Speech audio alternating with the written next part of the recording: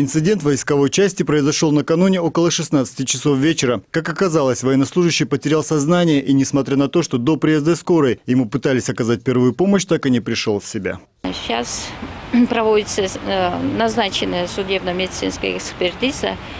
И после экспертизы выяснится, от чего он умер. Но предварительным данным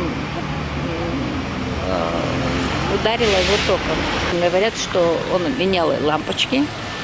Вчера, сами знаете, погода была дождливая, скорее всего, ударило током. 11-я рота 4-го батальона Департамента охраны и конвоирования дислоцируется здесь, у исправительной колонии номер 3, Селеновая Покровка, Чуйской области. Солдаты срочной службы охраняют и конвоируют заключенных при их переводе или вызове в суд. Военнослужащего, по предварительным данным, ударило током, когда он пытался поменять лампу. Срок его службы истекал уже в этом месяце. Военнослужащий срочной службы Бегалыр Раджавалиев состоял в службе технического обеспечения. Часовой на посту видел, как солдат поменял перегоревшую лампу наружного освещения одного из корпусов и спустился на землю. Затем, по его словам, схватился за живот и упал. По словам первого замначальника департамента охраны и конвоирования, смерть не могла наступить от удара током. В дневное время, по его словам, электричество по периметру выключается. При техобслуживании, то есть при обслуживании, освещении, при замене лампочки, как заменил на основном ограждении, спустился, сел, живот,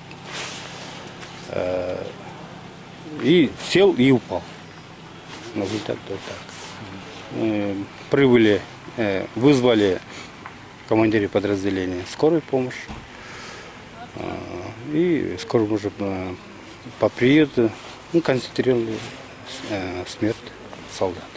27 октября погибшему солдату исполнилось 20 лет. Служить в армию, по словам его родственников, он шел добровольно. И даже здесь хотел продолжить практическое обучение по специальности. Он выпускник колледжа, где готовят будущих энергетиков. На срочную службу был призван в ноябре прошлого года. В это воскресенье говорил с родственниками по телефону о том, чтобы готовились к встрече. На следующей неделе он должен был демобилизоваться. Он сказал, что через 10 дней срок его службы закончится, что он уже собрал вещи и сразу поедет домой. Я живу в Бишкеке. Он говорил, что хочет сделать сюрприз родителям и приехать внезапно. Только в воскресенье по телефону он говорил отцу: «Ждите меня домой уже совсем скоро».